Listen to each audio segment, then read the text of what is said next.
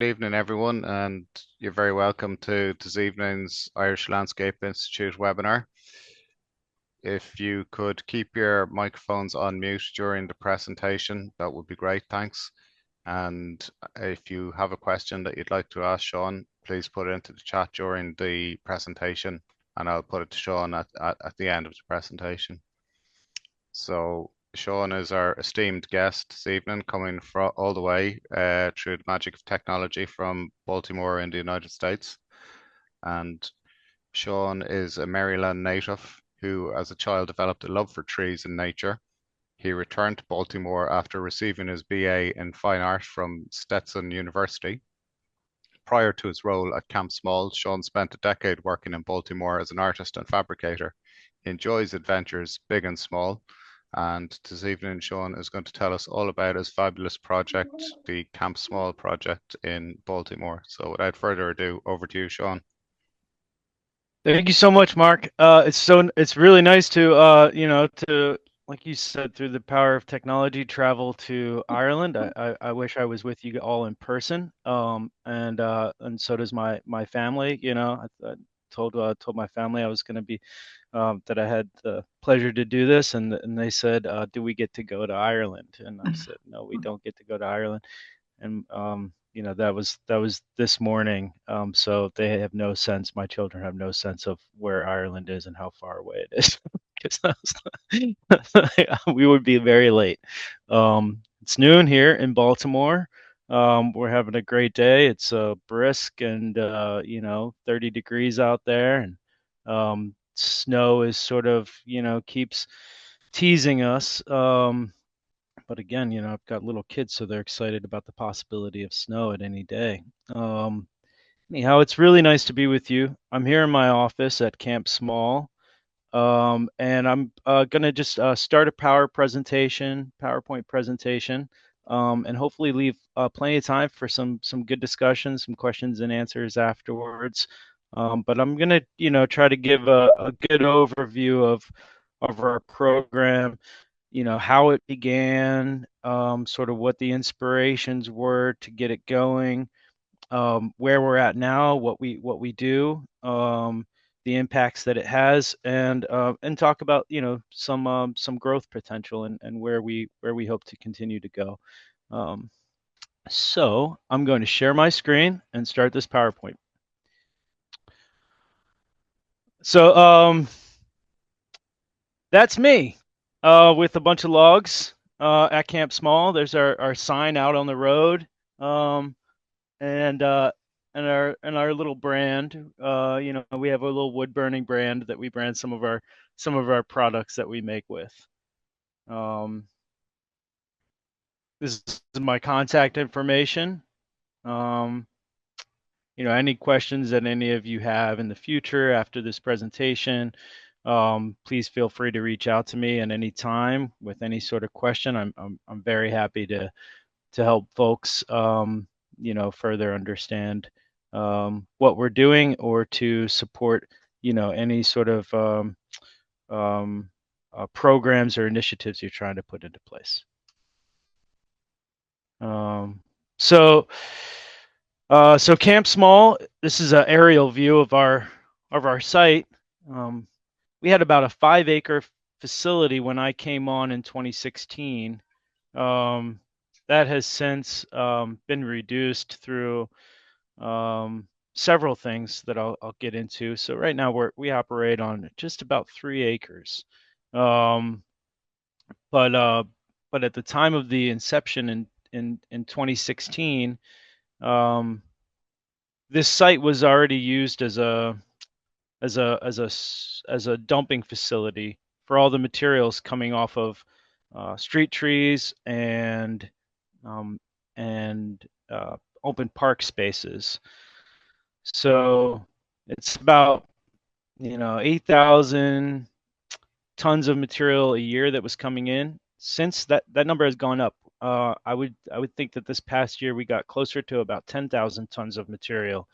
To put that into perspective, well, that's funny. I usually put it into perspective talking about a football field, but I know that a football field in Ireland is slightly bigger than an American football field.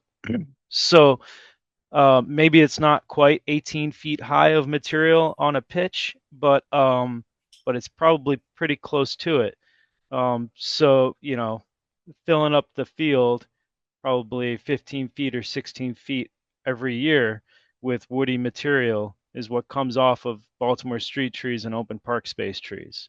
It's it's a lot of material that was coming in here for decades to this site. The city would, pay removal costs that were pretty substantial to remove it. They're paying as much as $350,000 a pop to clear out some of the land to continue to dump here.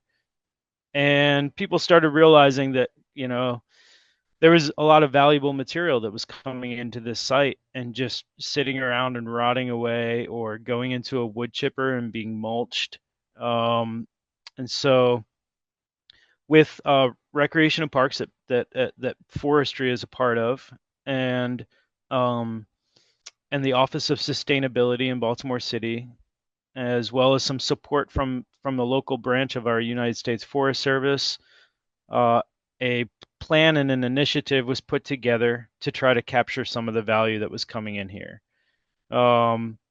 The that plan was pitched to the city finance, which city finance has this program called the Innovation Fund, and basically city agencies that have unique plans for programs that can return revenue um, can ask for money from this pool of this pot of money in city finance.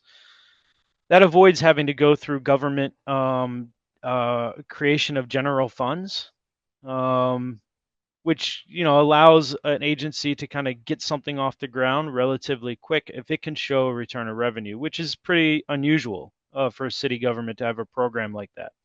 So it wasn't a pool of money that got tapped into very much, but it was tapped into for this program.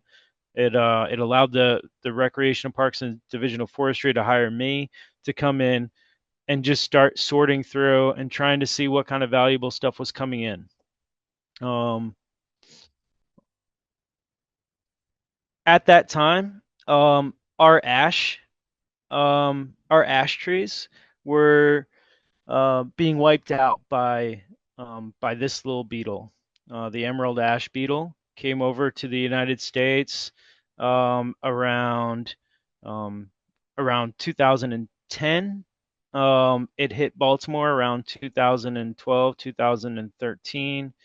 And it has decimated the ash population not only in Baltimore City but the eastern United States, and now has made its way all the way across to the west coast, and has pretty much wiped out the ash population across the United States. So um, ash, is a wood that is usable. It's favorable for furniture making, for tool handles, for baseball bats. It's a beautiful clear grain, straight, um, and it has a real modern look. It's that like pretty pale color. Um, so it was a wood that we were getting in abundance, and we could make a nice product out of. So I think them putting this program together when they did was largely because they knew that there was so much material, so much valuable material that was getting ready to come out. So um, this also mentions that how many street trees we have in Baltimore City: 125,000. 5% of them were ash. Um, we treated 400 of those trees. That treatment has to happen every 2 years, I believe. So we've continued to treat those 400 mature trees, and they are doing well. And it also mentions the limbwood is a good firewood. So all of that tree that comes in here is usable. The Baltimore Wood Project was was something that was initiated at the same time that we came up, and it is a partner program with the U.S. Forest Service and another and a not for profit in the area that was doing that was salvaging materials out of demolished row homes. So they were going out and sort of carefully, extracting uh, uh, bricks as well as some more ornamental stuff from and then the timbers, the old pine timbers, the old growth stuff that was hundreds of years old, wood. They were taking out of those old buildings as they demolished them. So it created an opportunity for us to locally get together and show a multi um, faceted approach to wood salvaging and utilization, both on the deconstruction side and the sort of what we started calling the fresh cut side of things. Um, this allowed a platform, with the U.S. Forest Service to create a national discussion.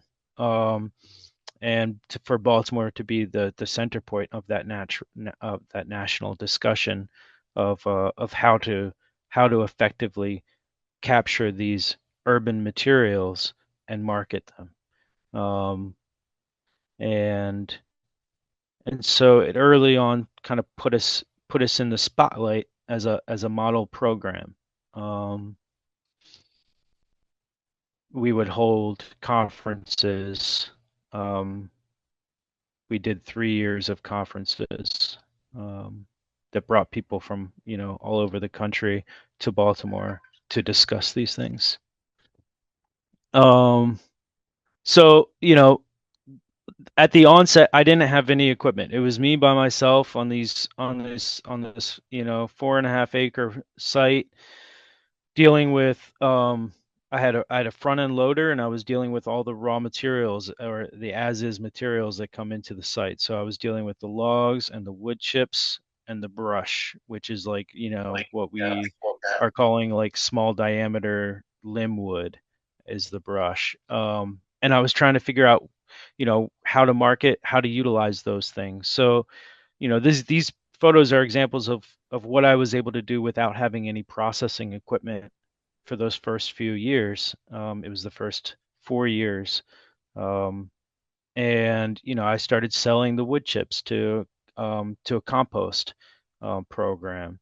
I started cutting logs up with a chainsaw and marketing those to wood turners, because they like to turn stuff green. It doesn't need to be dried. They prefer it to still have all the water in the wood. Um, and this is an example of a bowl that was made out of a log that is an invasive species, Atlanthus. Um, and then I started selling whole logs to a local small sawmill operation. Um, I found a couple of those that I started selling some big whole logs to. I started making these like little play areas, out of the whole materials, and then even early on, getting in touch with schools about cutting log rounds for outdoor seating. So this is an example of a project we did early on like that. Another thing that happened in our first year was our utility company came and put an electrical substation on our site. That was unfortunate for a lot of reasons, but some good things came out of it. There was a dirt road through our facility, and then they paved the road through. They tore down an old existing structure. There was a large shed, and they built us a new one, and that has turned into our wood shop and our office and our lumber storage building. Um, and they had to clear cut 2 acres of of forest to put this electrical substation in. This happened, my first year here. I took the job, and then I learned about that. And I walked through the woods to see what kind of trees were there, and there was a bunch of mature ash trees and walnuts, and poplar trees, or tulip poplar, and um, and so I worked with the company, and worked with the utility company, um, and for the first time said, all right, well, these logs that you're removing, we want to retain these logs. Um, so I went through the stand, marked which logs we wanted. We kept those. We got about 17,000 board foot of lumber, of timber out of the stand. And then I identified an upcoming building project that we could put that lumber into, process it down into boards. Recreation and Parks was doing a new recreation center and wellness center, and they had already spec'd out 16,000 board foot of wall cladding for the interior of that project. And I just got 17,000 board foot of timber. Um, so we had it all processed down. The contractor installed it. It is beautiful, and it's the entirety of the interior space is clad with this lumber. Um, it was a slam dunk. It cost us like $26,000 to produce all of this lumber out of our own timber, working with a local sawmill. And the Recreation and Parks had already budgeted $98,000 for the cost of that material. So it was a significant savings to the department, and it was a good example of what just having a program like this in place with just myself, just one person, what impact it can have, um, and without having a sawmill, without having any of those things. Um, did I miss anything there? No. So now that the program's in, the Division of Forestry in Baltimore City is not only planting the trees in Baltimore, and doing the maintenance of those trees along our streets and in open park space. The Division of Forestry is also um, doing stewardship programs. We do something called our weed keepers, or tree keepers, that educates and empowers residents in Baltimore to take care of the trees on their street properly and become stewards in the community for that. And also, teach another class that teaches, invasive control, proper removal techniques, and things like that. And then we're also doing, the tree removal and the prunings. But now we have this program where, after that, the materials come to this site and they're repurposed, and and the revenue from that can be used to continue to strengthen all those other elements. So it becomes a full cycle. And also it becomes that on an educational level too.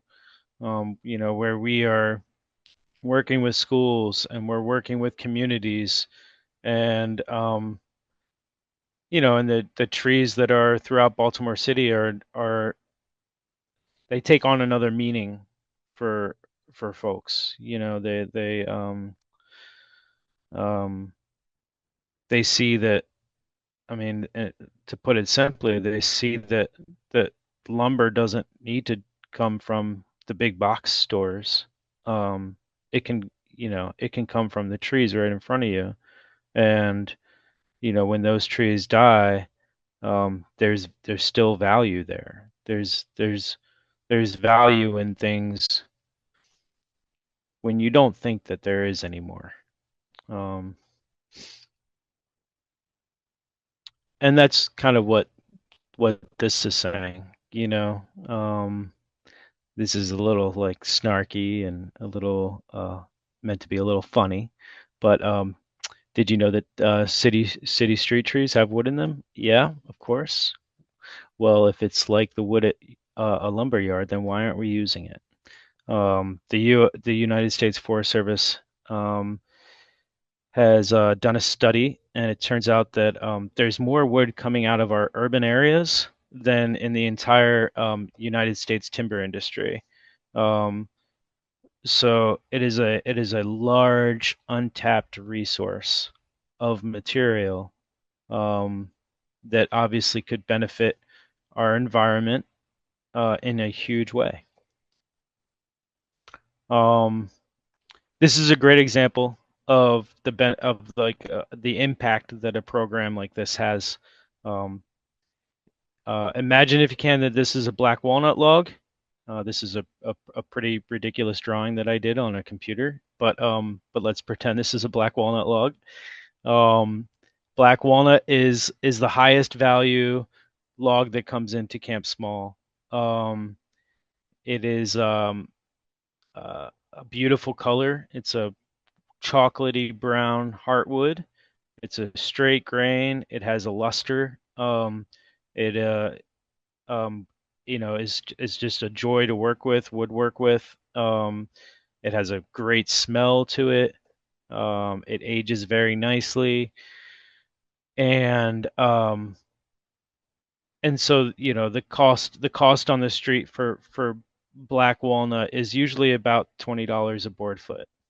Um, so if this log was 35 inches in diameter and 14-foot long, which is something that we do get here, um, it has 840 board feet in it. For us to pay a contractor, as we would have before our program was here, this log would have sat here. We would have paid somebody to come in and dispose of it. That cost is about $150 to pay a contractor to dispose of this. And now that a program's in place like this, we could sell the log just as it is, and at a market rate for log for timber, we would get about $700 for this log, and that's just us putting it on somebody's truck and them going away with it. If we had a sawmill and a kiln, which we do here, we could saw this up, kiln dry it, and sell it to customers and profit about $12,000 off of this one log. Um, we sell logs like this to a local furniture company that does beautiful work, and they sell their tables at about $10,000 a pop for a 10-foot table. And out of a log like this, they could yield as many as 10 of those tables. So this one log that, prior to a program like this being in place would have sat around and rotted away or been chipped up, or some cities would have just dumped it into a landfill. It can generate as much as $100,000 economic, value in all staying locally. Um, so generating profit. We are a city program. We are not for profit. But you know, we have a program in place where we employ folks, we buy equipment. So, and we do it a lot through that innovation fund. That innovation fund has continued to support our growth. We've used that innovation fund to purchase a vacuum kiln, to purchase excavators with grapples, for the purchase of a skid steer, and and the sorry, one of my colleagues just walked in the room. CJ, it's cool. You can grab what you need to grab. Yeah, yeah, yeah. No, no, no. So um, so we use that innovation fund, and then the revenue that we create goes to paying back the money that we've borrowed for those things. And that's continued to be the main structure of our growth. Um, This is our sawmill that we have. It's a pretty small bandsaw mill. We are looking to upgrade it this next year to just same style but a little bit bigger. But it's a portable bandsaw mill. It allows us to mill up logs as big in diameter as about 35 inches, and we can mill boards as wide as 23 inches. Below that is our kiln filled up with ash. One of our kilns. We have two kilns. These are garden raised bed kits that we make. We bundle these up and make them very easy for folks to grab. Quick assembly. It comes with fasteners. And we sell a lot of those every spring. And then these are tables that we make. They're like a timber frame style table, made out of white oak, and um, this one actually came out of one log, one very big log. That's about a 10-foot long table, and it was a white oak. It was probably about a 250-year-old tree. Um, and some annual numbers of what we do. We do about 15,000 board foot of kiln dried lumber a year. 30,000 board foot of green lumber, 40,000 board foot of logs upcycled, and 5,000 cubic yards of wood chips distributed each year. And every year those numbers grow.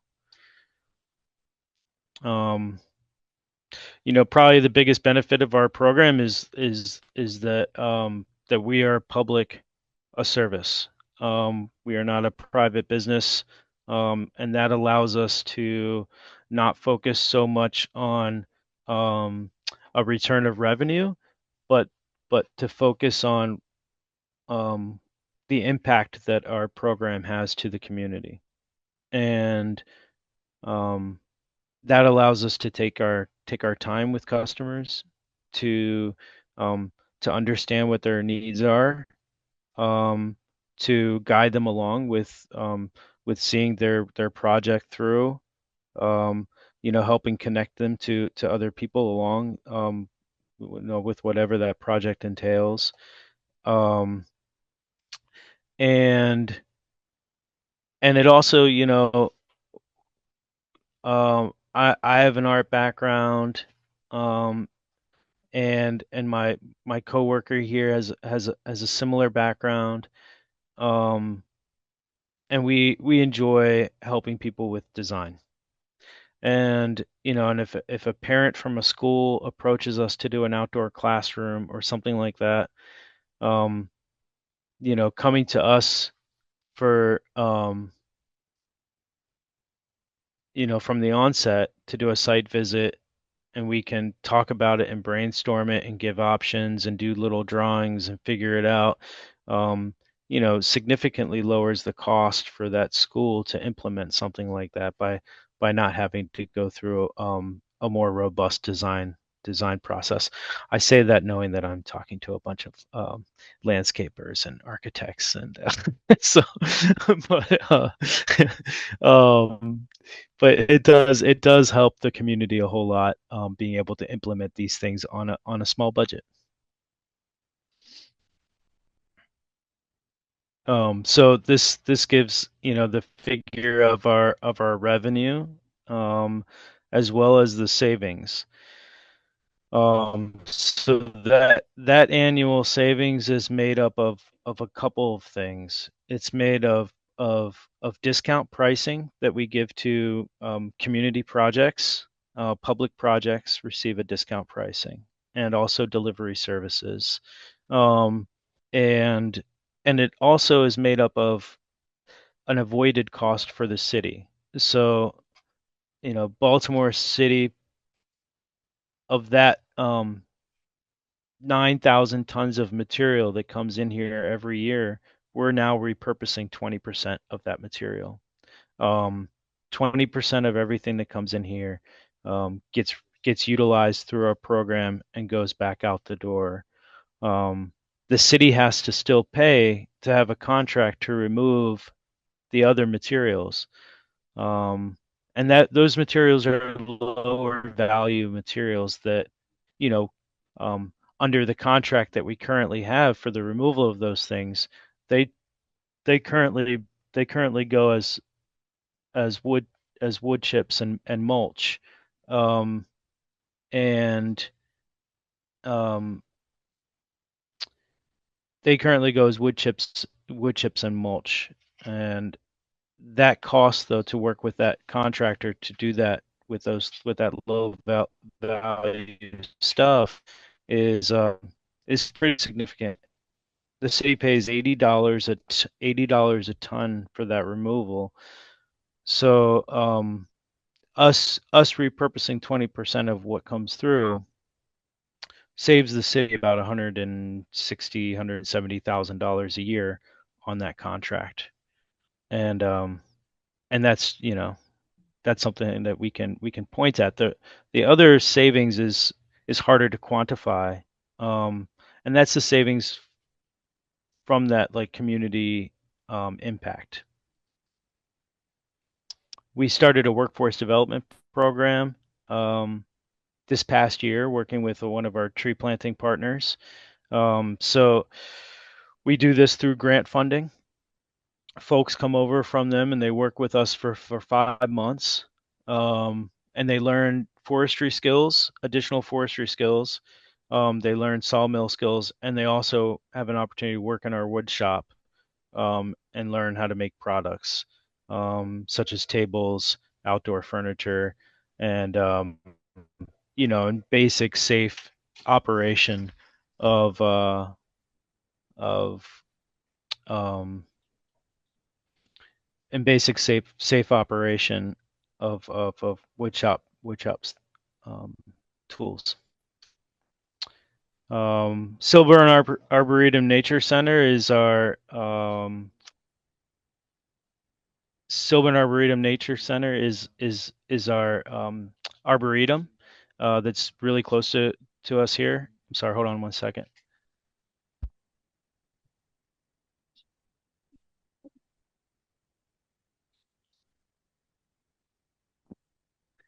Um, is our nature center at the Sylvan Arboretum, and we've worked really close with their friends group to do a number of projects. This in the upper corner is a building clad in white oak, and we've done these like building, yes, these benches yes. that are square log benches, and this one in the interior. And this is an example of a table that's made with a local furniture company utilizing our ash. These are other projects that we've done with the nature center. A patio out of slabs or slices of logs. The photo in the middle is an example of it's a children's center as well. So this project gives them a chance to look at the different properties of the wood.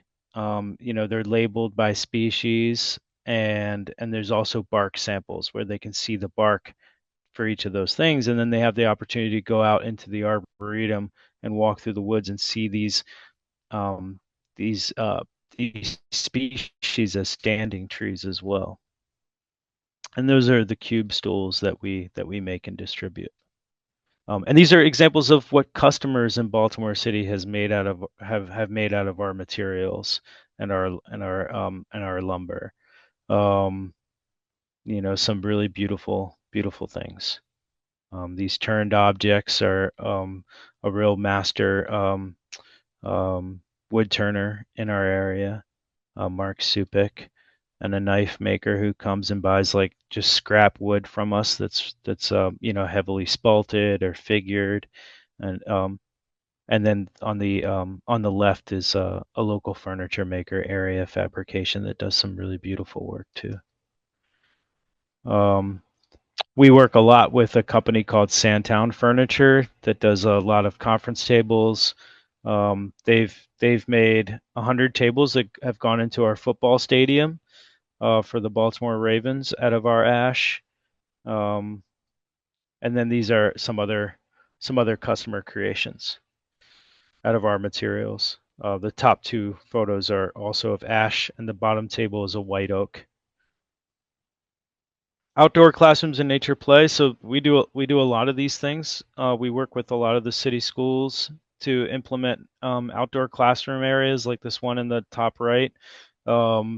where the teachers can take the students outside and have class.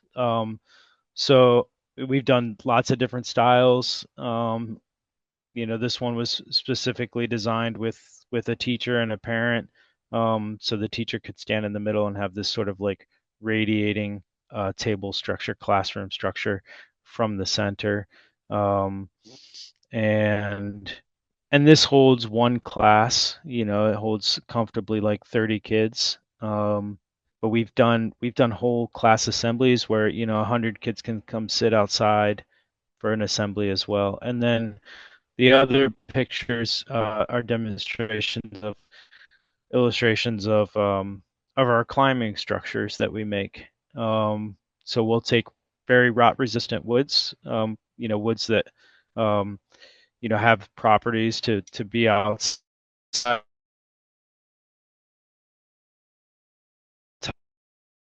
tighter grain, more dense, and like what. Um, but our rot resistant woods are Japanese oak planted to replace elms when Dutch elm disease came to the United States, and then our mulberries, which grow really wild like weeds. Reds and white mulberries are incredibly rot resistant. We have some cedar and cypress, but not very much. But we do have a black locust, and we have a honey locust. Both of those have rot resistant properties. And then white oak, the heartwood is extremely rot resistant. So we use the heartwood of white oak for a lot of things. White oak has had significant decline in the last 5 years in Baltimore. Largely due to climate change and other impacts as well. But we have lost a lot of mature white oaks in the city. That is a beautiful wood that can be utilized for not just these outdoor uses, but it is a beautiful interior wood too. White oak has some very stunning visual properties because it has tylosis going through the wood, which creates really unique patterns in the grain when quarter sawn especially. So here are some other examples of like the outdoor play structures that we create. And these are really, they're really fun to make. We really enjoy making these things. And they have a lot of impact. We work with our zoo. So the zoo in Baltimore is the Maryland Zoo. And we started working with them about 4 years ago now. And pretty much all of the exhibits throughout the zoo incorporate wood from Camp Small. So, we work with the behavioral scientists on identifying what species can be used for certain animals because a lot of the animals like to try to eat it. So for this project, this is for the goats. We were able to build these large climbing structures for the goats. And we learned which rot resistant species we could use and which ones we could not use for them because they will chew on everything. But now when you go to the zoo, like all of the exhibits, the porcupine has hollow logs from us. The elephants are pushing around these gigantic, massive, 5-ton logs. The rhinos as well. We have logs in the otters exhibit, and all the birds are perching on limbwood from Camp Small. So it's a really good partnership, a lot of exposure, and it's a lot of fun to do. This goat in the bottom left has some you could see if you get close some red on its beard here, and some other color peppered in, and that's because this goat paints. They give the goat a paintbrush, and it puts the paintbrush in its mouth, and it paints the most beautiful pictures you've ever seen. And it made this painting for us. So we have that in our office. On the horizon, these are things that like we are thinking about here at Camp Small, but are also great things to think about for urban lumber, especially for the lower value stuff. For that the species that aren't really marketable for timber, that don't burn very well for firewood, um, that can't be used for outdoor applications. It's still such a high volume of material, especially when what you're dealing with is, you know, things that are, used or at the end of their life. They tend to, 70% of the material doesn't have that higher value purpose. So, we are Baltimore City is getting ready to start a big compost initiative, and all of that low value material will get grounded up through a large industrial grinder and go to that composting operation. Um, so we are looking forward to having that piece in the pie, and um, biochar is another really good use that is really gaining steam, and a lot of discussions around the use of biochar, especially with looking at the high volume of urban wood and what to do with that material. So biochar can be used for agricultural purposes, as well as it can help with stormwater management. Thermally modified wood is both biochar and thermally modified wood are things that have been around for a long time. Biochar has been around for thousands of years, but thermally modified wood has been around for you know at least a century, um, especially in Europe. And it's just in the last 20 or 30 years that the United States has started producing thermally modified wood. And what that is and what that allows for is you're basically cooking the wood at really high vacuum temperatures. You're cooking all the sugars out. It's changing the composition of the wood. It becomes very light. Um, it becomes very dark in color, and um, it becomes very rot resistant. So you can take a low value wood that doesn't really have a high market, because of its properties, and you can turn it into something that can be used as outdoor application decking and things like that, where it can have higher value, and also help to reduce the amount of recycled plastic deckings that are being made. And cross laminated timber is around the world right now being um, manufactured to do even high rise buildings, so multi-storied structures out of these big laminated timbers, and that too can be made out of any wood, because often that wood is being sort of pulverized, mulched, or chipped, um, and then assembled into those timbers. Um, so you can use low value wood for that as well. And those are all things that are exciting for urban wood, and will help programs like ours grow, because it's both sides of the coin. It's starting a sawmill operation to capture those higher value things, but we also need to think about the real large majority of those materials, the 70% of urban wood, and what to do with those things. And that is the presentation. I'm really excited to get into some questions and some answers. I'm going to stop sharing my screen now. Thanks so much, Shaun. If you want to grab a drink of water before I start peppering you with the questions there, just Appreciate take a that. couple of seconds. I'll advertise our next webinar, which is coming up on the 17th of January with Zach Tudor. So that's back at our regular lunchtime slot, because Zach is coming to us from Sheffield, a little bit closer to home. And it's follow up from our Sheffield Great Green webinar with Sally O'Halloran earlier this year, so should be very good. So, Shaun, are you ready to answer the questions? Oh yeah. Good stuff. So I've one here from Christy Boylan. And Christy, if you're able to, you might want to unmute there because I think Shaun probably answered the question some of the way, although it broke up a little bit for me when he was talking about it. Yes, it did, Mark. Thank you very much. When I asked that question, he hadn't mentioned species other than the ash.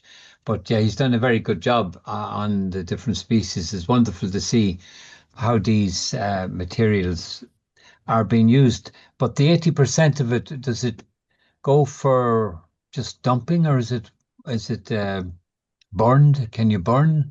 Or is there what is done with it? Is it crushed and composted, or what happens? Yeah, so I'll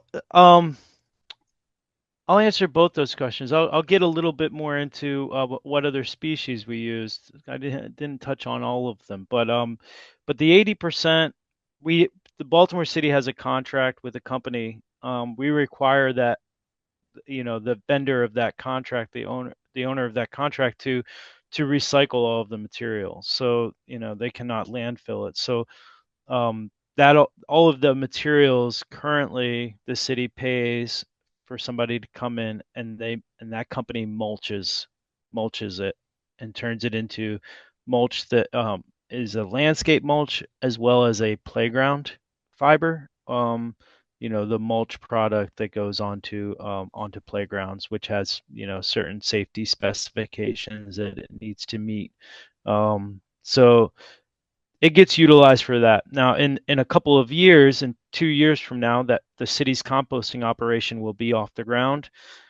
And the hope is that, the city will not need to spend $700,000 a year on the removal of that 80% of material. That all of those materials will go to this composting facility where there will be a large horizontal grinder. The city's under the purchasing process right now of getting that horizontal grinder. That operation is going to be handled not by Camp Small or Recreation and Parks of Baltimore. It's going to be handled by Department of Public Works, which does our waste, solid waste. So the solid waste department is going to be doing the composting project, but they will be utilizing all of those materials, all of those excess materials. And then on the species side, I guess before I get there, firewood, you had mentioned, is that stuff burnable? Yes, some of it is. Some of it would be burnable for firewood. Although we capture most of that. Our program has a firewood program, so people can pay an annual dues and come and collect firewood from just a designated area. They sign a liability waiver. They pay $60 for the year, and they can get a lot of wood for their $60, and it requires them to have a chainsaw and be able to process that stuff. So it's not something that everybody can do. So we also split firewood here and sell split firewood as well. And we sell whole logs to folks that that do that kind of production themselves. So most of the good firewood timber that comes through here, we are capturing and selling. But on the other side, those really low value materials that currently our contractor takes out and we pay a substantial amount for could still be burned, but maybe not as firewood, but as a biofuel, as something that is being used to heat an institution through a boiler system, which is very similar to the process of biochar. So I spoke a little bit about biochar. Biochar is made typically, there are two ways. There's an open container that is used in a lot of like forestry practices. And out in the forest when they're doing slash and burn kind of stuff, they'll have those open containers, and those open containers can produce certain containers can produce a biochar product. But there's also more sophisticated biochar pyrolysis units that are boiler systems, and those not only produce a byproduct that's biochar, but they also capture thermal energy and can put that into a Mm. building and heat buildings, or even capture through a Rankine cycle, capture the electricity and convert that back into the grid. Um, so so yes, that material can go through a burn application. It's just not currently. And then for species, I did mention that ash, because of the emerald ash borer, is something that we've really focused on, but it's depleting. Less and less of that material is coming into our facility because most of it's been removed already. Um, White oak is something that we deal with a lot, and then our other rot resistant species we utilize, but we also utilize maples. Maples, we produce lumber out of and kiln dry that. We have a dehumidification kiln and a vacuum kiln. So we do maple and we sell a lot of maple. We also use cherry. We have black cherry and several other varieties here in Baltimore, and we produce lumber out of cherry. And then the walnut we do a lot of. And those are the main species that we focus on. Um, Thanks, Shaun. yep. That's Um, fabulous. That's very good information. Thank you. Thank you. Thank you. could I ask you, with your outdoor tables and chairs, I suppose in particular, do you treat them at all? We don't treat them. No. Um, we make recommendations to folks on treatments. A borax solution or a boracare is a pretty like standard sort of fungicide um, that you can spray onto those raw materials that helps against UV and any sort of like insect attack or fungal attack. Um, but those species that we utilize are very hardy against outdoor elements. Um, White oak using the heartwood off the ground is like 10 to 20 years. It can be much longer. I mean, there are barns that are standing that are clad in white oak, that have been 100 years old. So um, black locust is something that's like rot resistant in the ground, so you can bury that and it'll last in ground contact 25, 30 years. Um, the Japanese Okova is more rot resistant than a black locust, and so is a mulberry. So we're definitely using woods that have a longer um, shelf life than our treated lumbers coming that you would typically buy, at a box store. Um, and but to further the longevity of the wood or the appearance of the wood, to keep it from graying, we recommend oil applications that can be, reapplied annually. Um, we of course do not recommend it's green wood, so like it still has all the water inside of it, and you've got to treat it so that you allow that water to escape. If treating it with an oil finish slows the release of the water, which is great because it reduces the amount of checking or movement of the wood. Um, so we'll let people know about that, and we'll help them understand how to apply it and what to use. But we don't typically do those treatments here. And any oils in particular you want to mention there? Teak oil or linseed oil?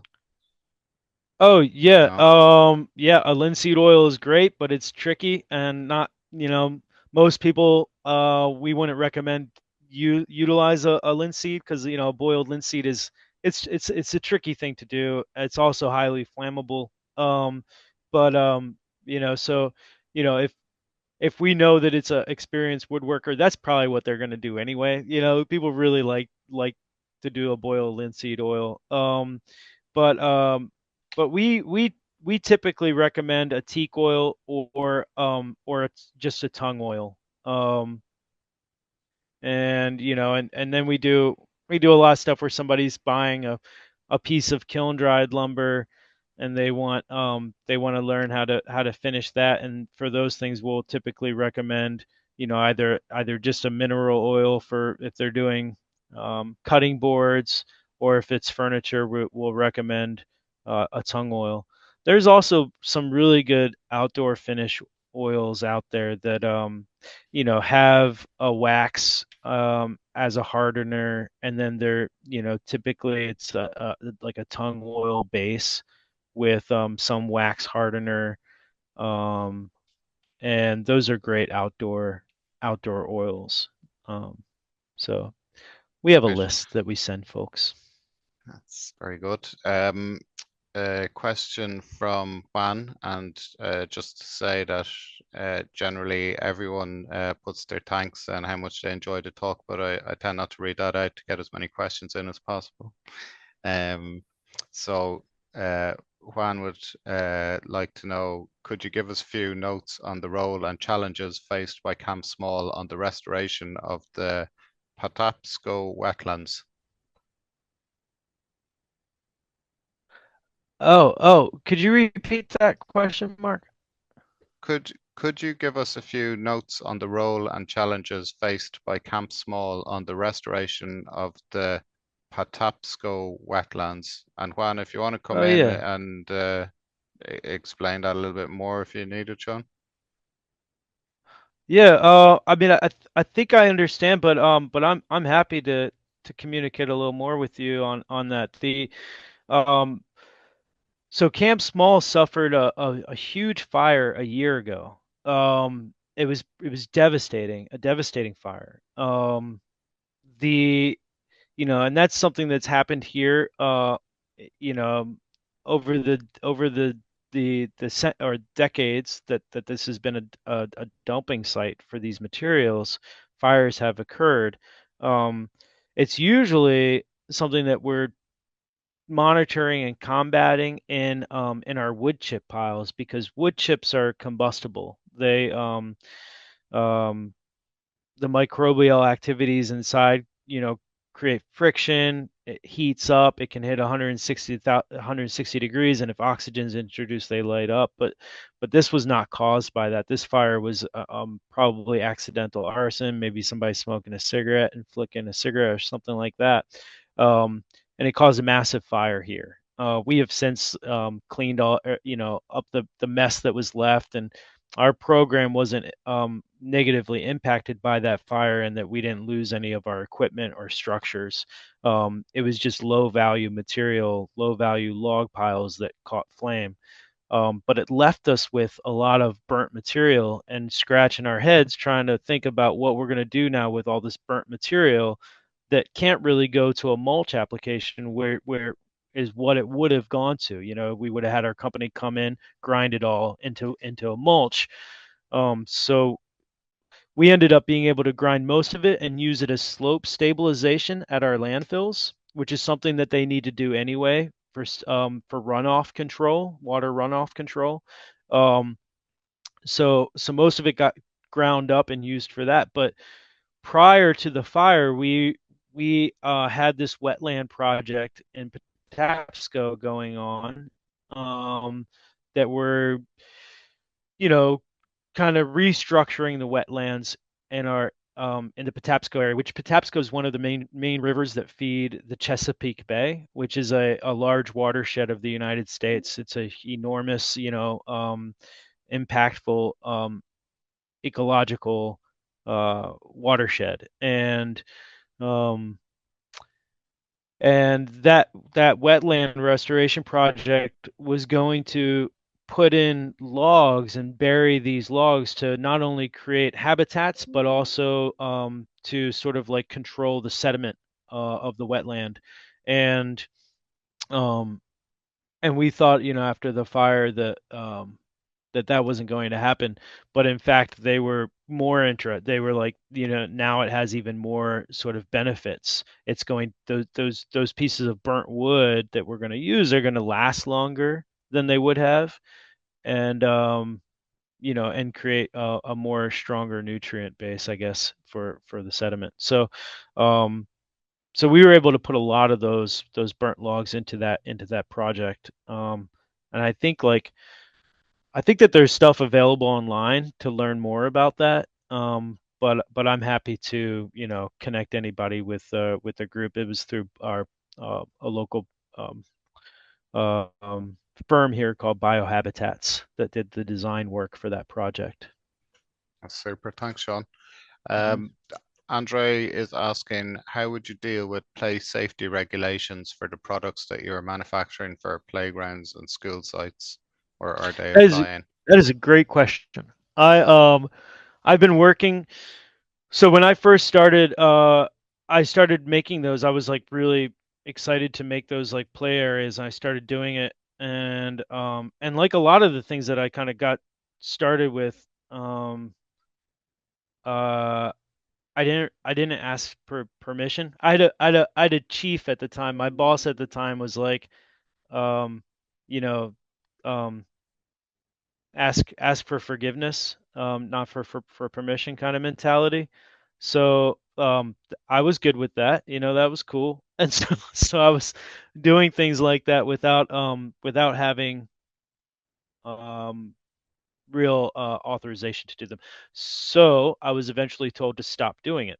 Um and that was like, I was told to stop doing it in our parks, in our public spaces, and we continued to do them for city schools. Um the We have now come back around where I'm working with our parks department to implement these nature exploration areas. We're currently working with a couple of playground companies here in the United States, one called Kaboom, to establish a set of standards. Um, and we're using San Francisco, the city of San Francisco, and the city of Austin, Texas, as two examples where those cities have created a standards list and are implementing these structures throughout the city. So we're using them as our model to create our own standards list so that we can go ahead and implement those. Um, and as far as what what that standard list looks like, it's starting off with the basic like ASTM standards for playgrounds, extracting from those ones that would still apply to these nature playgrounds, and then adding to it more specific details of the particular structures that we make. um but it's something that we've over the years given a lot of thought to. um we've certainly strengthened the way that we produce those, the way that we fasten them together, for safety and for longevity. um and What would you we use do a there? lot of features into them too. What are the Say fixings that that again. you've what fixings do you use now that you've mentioned it? Would it be coach bolts or to fix them Yeah. together? Yeah, we use we use a lot of cutting. So we'll notch and groove the logs so that they fit really well together, and then we use timber lags.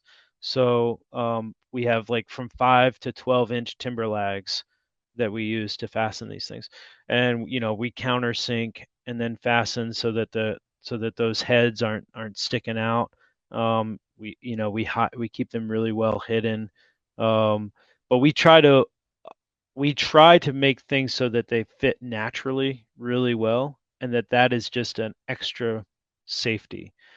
Because as the wood ages and it moves and it's getting play and the sun's on, all these things, those well, those timber locks or timber screws are going to be less and less effective.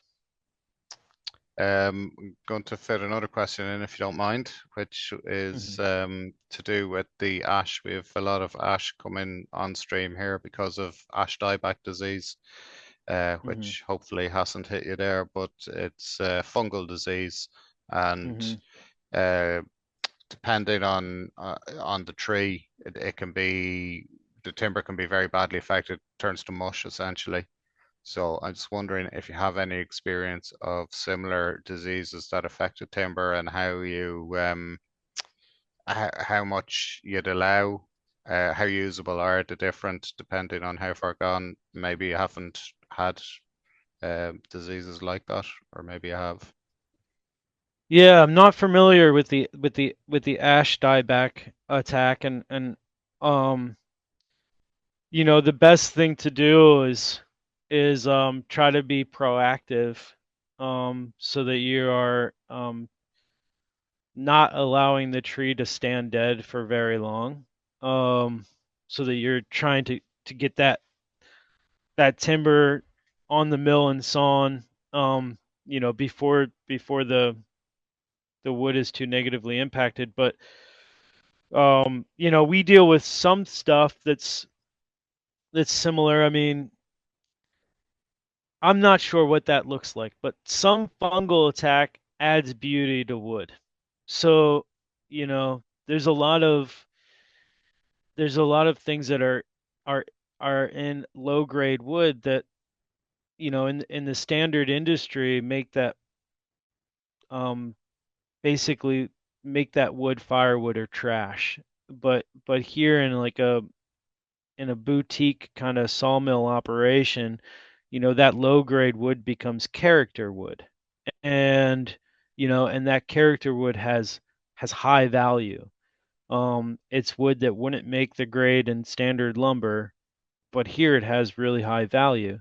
And and it has really high value to furniture makers and hobbyists and bowl turners, and artists. Uh, and some of that character wood is caused by defects of fungal. Spalting is a fungus. Ambrosia maple, that's a fungus. And all of those things are speeding the deterioration of the wood. So when we see something come in with ambrosia, we pull it right away. We wax the ends, we get it ready for the mill. If we see something with ambrosia or spalting, or or those defects, and you can recognize if the wood is already compromised by the end grain. And if it's still solid, then we do what we can to get it to the mill and get it in the kiln. But we sell a lot of spalted maple, and we sell a lot of ambrosia maple, and those are the main fungal attacks that we see here. Great. Can I ask you then, what's the minimum size diameter that you actually saw of logs? Yeah, it's hard to say, but typically it's about 14 or 16 inches. Um, Typically 14 and 16 inches or more is what we saw. Um, the and typically anything less than 10 inches is going through a wood chipper before it gets here. So we don't get much stuff that's smaller than 10 inches. And the for the most part, the only species that we're really bothering with at a less than 16-inch diameter is the walnut.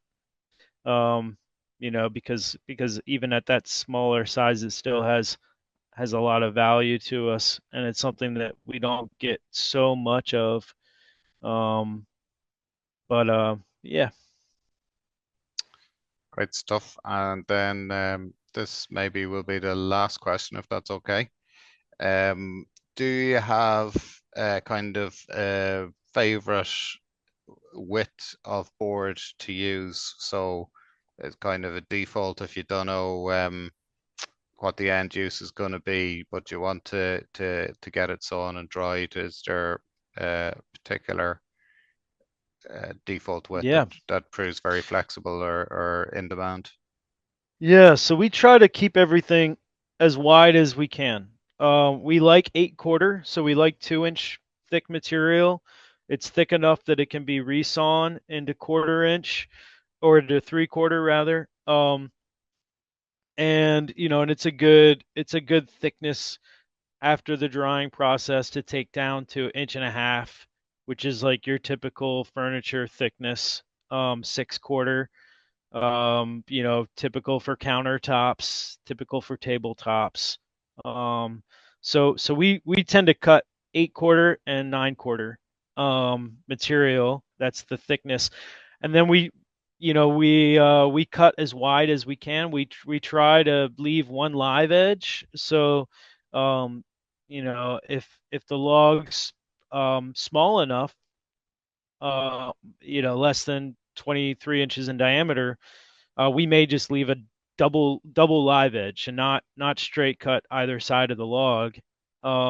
If it's larger than the 23-inch, we'll straight cut one side, get it down to 23, so that our bandsaw mill can cut the slabs off. But we're basically just kind of slab milling, um, plane sawing. But out of that material, we get rift sawn and we get quarter sawn out of there. So, on either side of the pith of the center, the pith of the tree is quarter sawn material. Um, so, sometimes we are reprocessing stuff after it comes off out of the kiln. In the kiln, we're just putting wide boards in.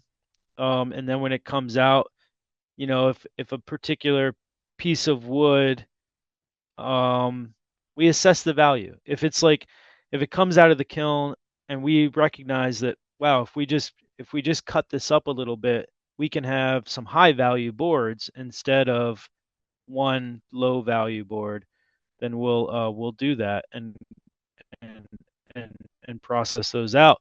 And so when we do that, we like widths of 6 to 8 inches. Um, 6 to 8 inch wide boards is what we like to process down to, and that's because most people who have a jointer and are flattening and jointing material are jointing. Their jointers are 6 inch, 8 inch wide beds. Ours is a 12-inch wide bed, and some people have the luxury of having a wide joiner like that, but typical 6 to 8 inches. So that's usually what we're processing down to. Good to know. And on that note, like something I didn't mention, but a lot of what we do or how we've built our program is sort of recognizing the needs of the customer. So even buying a sawmill was, I came in and was trying to sell just whole logs and quickly realized that I wasn't going to be able to sell very many logs. Um, there just wasn't a customer base. There's not, a line of people coming in to buy gigantic logs from a place in the middle of the city. Um, so it's sort of, okay, well, I'll just get a sawmill and I'll get a kiln and I'll produce the kiln dried boards myself, because I know that there's a large woodworking community in Baltimore that could access that and benefit from that. And our program's kind of built from that mindset of what the need is, and filling the need. Okay, Sean, I don't think we can reasonably take up any more of your time. Thanks so much for taking the time to tell us about the project. I mean, I think everyone on the call knows that it's a great idea, otherwise they wouldn't be on the call. But to go from the idea to the actuality of the project that you've set up there, it takes a lot of determination, I would say, and hard graft. So hopefully we'll emulate you in the near future and get some beautiful timber into our outdoor spaces and into our designs. Yes, very cool. I really appreciated being here and talking with you all. Thank you for having me. Thanks so much, Sean.